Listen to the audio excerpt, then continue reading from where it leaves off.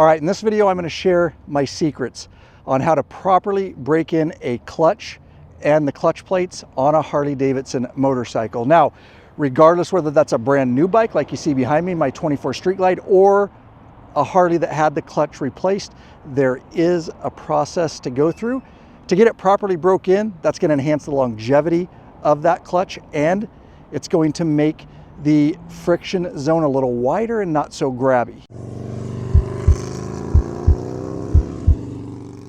All right, so the secrets that I'm going to share with you in this video are based on the fact that I'm a full-time police motorcycle officer and instructor. And with that said, I broke in a lot of clutches over the years, not only on new bikes, but again, bikes that have had clutches replaced. And so this is going to be the fastest and most efficient way to get your clutch broke in.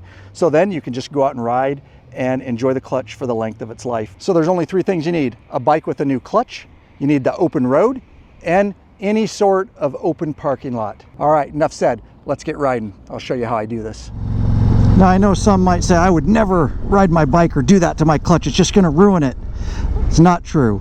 Like I said, I've broken in a lot of clutches. These Harley clutches are super robust. To give you an idea, my police bike currently has about 22,000 miles on it. I use that daily. I've been for years on courses with it, practice, competition, daily police work, which we run our bikes harder than anybody. Clutch is fine, original clutch, and still going. But I would say by far most riders, for the life of their bike until they sell it, they never actually even replace a clutch on a Harley. And so I always first just start on the street. And a lot of what you see is how I break the motor in two. I do not ride these bikes out of the dealership nice and soft. I ride them like I'm gonna ride them, and I ride aggressively. If something is gonna go bad, you want it to go bad during the manufacturer warranty period, right? They can handle it. These bikes are amazing. I ripped this thing right out of the dealership. I've been ripping it ever since, and everything's set in really nice. So with new clutches, I always get started pretty easy out on the street. I'll give you some techniques. All right, so we're just cruising along here, and one of the things I do to start working the plates and breaking things in is as I'm going down the road like this, I'm just going to go ahead and pull the clutch in. You'll see with my hand a little bit, and you're going to hear the RPMs go up, but the bike's not moving any faster. I'm literally dragging the clutch, and then you can let it out.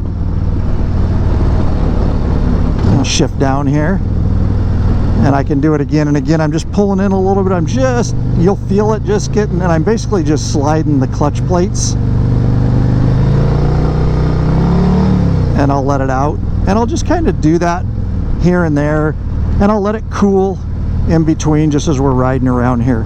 And so just ride through town and stuff like this, right out on the freeway. But this is really good because at intersections you're going to see me take off here, and we're just going to exaggerate as we take off the clutch slipping.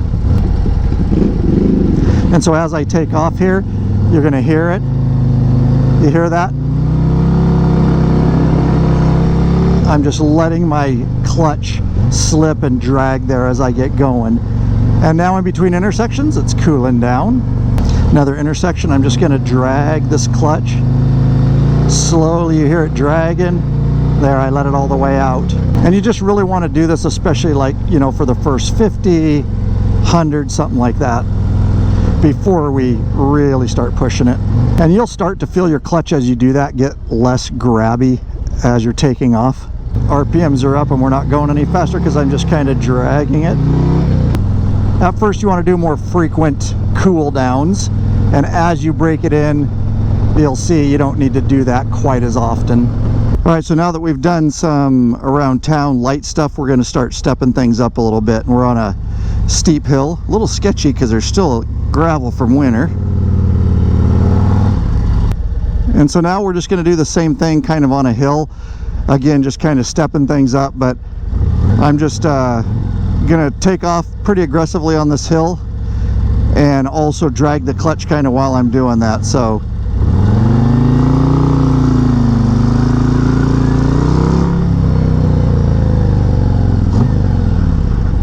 all right, coming in here, we'll get set up again.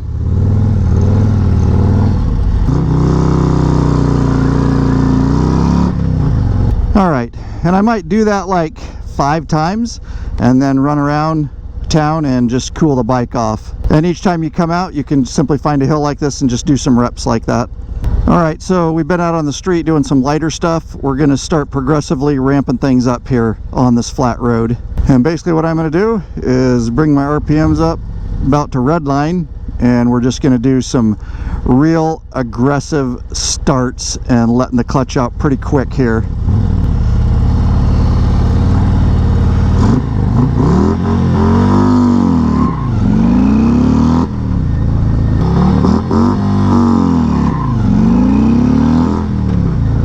All right, you can just do, you know, a couple of those and then go out, cool it down, and just do those throughout the day where you can. All right, so now that the clutch has been, you know, broken in out on the road, so to speak, a little bit, I'm at a point where I'm really going to start pushing it a little bit harder and getting it a lot hotter. And I'll show you some of the drills I do to start working it and getting it to that point, and really how this bike is going to be ridden by me. All right, so I'm going to come in here and I'm going to immediately go into a full left-hand Barlock turn. And you can see I'm just really working the friction zone here. And this clutch is new and it's still very grabby, but it's getting better. And again, I'm just working that friction zone, and that's why I'm doing these drills, because it's constantly in the friction zone and sliding those plates, getting them smoothed out. Okay, so I've done Barlock turns for like, you know, 3-4 minutes, and so now what I'm going to do is just low RPM. I'm just going to run the bike around and just take it real easy. And what I'm really trying to do is just let the air circulate around the motor, the primary, all that, just get things cooled down a bit. All right, so if you're not comfortable with, you know, 360 Barlock turns back to back and all that, and you're starting to feel your Barlock and you're getting better at it, there's other drills you can do. So any parking lot with lines like these, you can literally swing out, and I'm in a full Barlock and I'm bringing it back around. I'm just using the lines. I'm going to hug it up right here and Barlock back, same. All right, so we want to work the bikes really hard, work the clutch hard, but of course those cool down periods in between are very important, you know, 5 minutes out. And one of the really nice things about the new 24 Street Glide and Road Glide is obviously they've got water cooled heads and they've got an actual electric fan on them. And so after you cool down, and if you're sitting and you want just some more cool down on your motor, you can actually force that. And so with your ignition on, you can roll this throttle back and just hold it. And you can probably hear it there. My fan now went on, so I can feel it. At least that fan is pushing air around the motor, kind of achieving the same thing we do when we go out and ride. But to turn it off, force it off, you can just roll that throttle all the way back again and it will shut it off. So nice little feature. All right, so now I'm going to work the clutch a little harder. I'm going to be coming into a keyhole pattern, but just know you do not need you know, cones or a keyhole to break your clutch in. You can do it just with parking lots and stuff, but I have access, so I'm going to go ahead and work it. All right, all I'm doing by working this keyhole is because I'm in the friction zone and working those clutch plates, I'm in and out of it. All right, we'll keep working the plates, come in the other way here.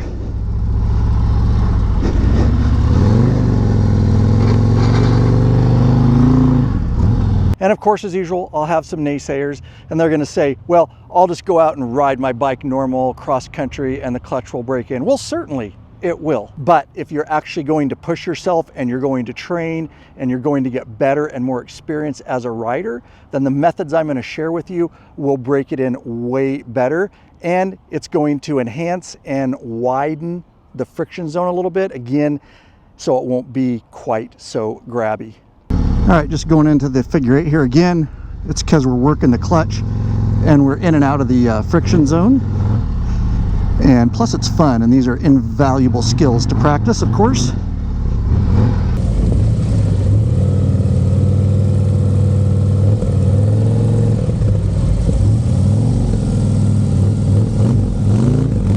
All right, so I've done it about probably 8 to 10 times each way. So this will probably be my last one here. And we're going to take it out and cool it down for about 5 minutes. All right, so since we're breaking a clutch in, I wanted to take a moment and talk about a few other things in regards to Harley-Davidson clutches. So from 14 to 20, Harley had a hydraulic clutch system, which was really, really nice. And then in 21, they switched back to the cable clutch system, and so this 24 does have a cable clutch. And so one of the big problems with cable clutch systems is that there's many adjustments. There is an internal adjustment that you have to stay on top of, and there's also an external adjustment within your cable. All right, and so Harley has at least tried to make the cable clutch system a little bit better, and they've installed in the clutch cable line what I call an auto manual adjuster. And so it doesn't actually auto adjust. What you have to do is come down here. There's a plastic sleeve and adjuster, and it's got a predetermined spring. It's got tension on it, and you basically release it. It takes the slack out, and then you just lock it back down. What it doesn't leave is a lot of room, or any room, for like fine-tune adjustments so you can get your lever where you want it. Honestly, the stock adjuster leaves the lever too tight, in my opinion. I like about an 1/8 to 1/4 inch play in that lever. And so I've easily fixed that, and I've got it on this bike with one of our awesome Fat Baggers clutch cable adjusters. And I'll link to it in the description below. We sell them right in the law-abiding biker store, have them in stock, ready to go to you. And I did a detailed install video. It's super easy. You can do it. And it's on this YouTube channel. I also put it on the product listing in our store.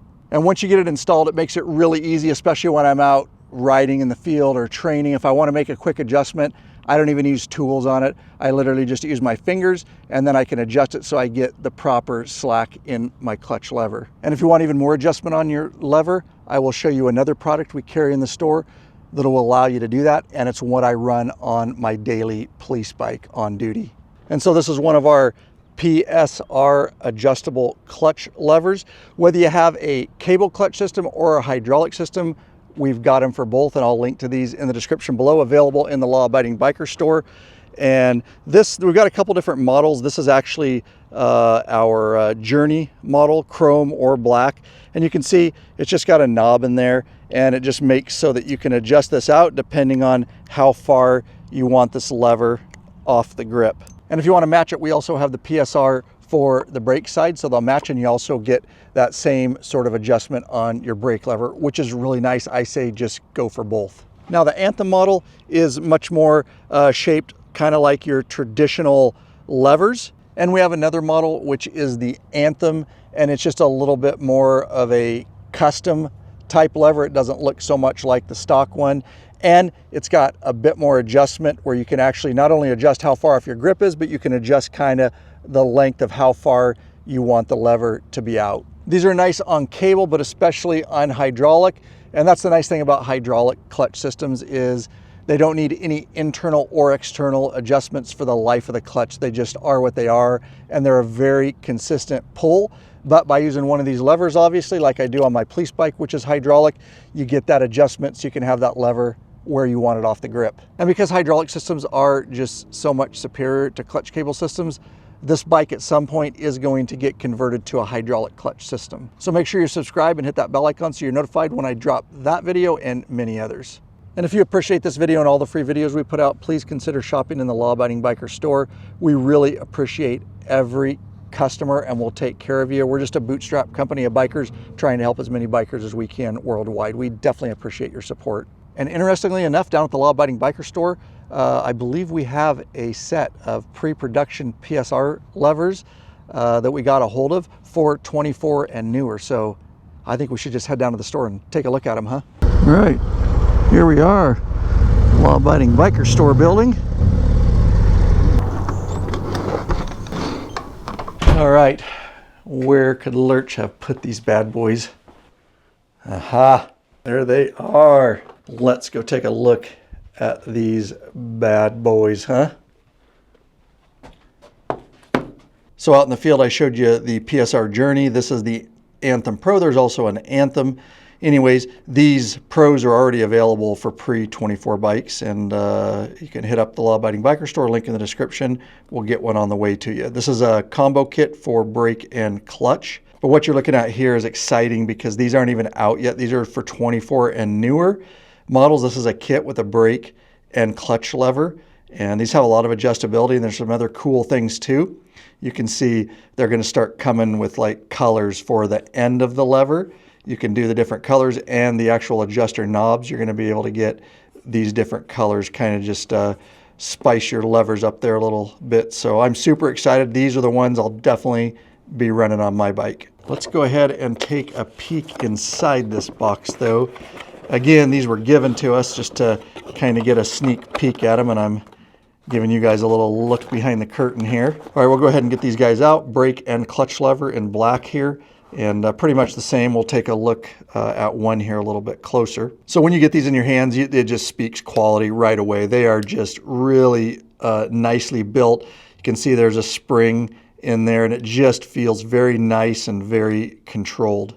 And obviously you've got a different style knob rather than the other wheel on top. You've got this side for just a lot more even finer tune adjustment. You can see as I can roll the wheel there, you can get fine adjustments. And further, you can loosen this bolt right there, and then you can see this will actually slide out, so you can decide how far you want your actual lever out. And you can also grab this bolt here, and there's actually some adjustment up and down if you want this to sit just a little bit at an angle down or a little bit of an angle up. You have some adjustment right here. Again, we will be selling this in the Law Abiding Biker store at some point when it's released, but you can get very similar Anthem Pro for pre-24 models, and I'll link to everything in the description below for you.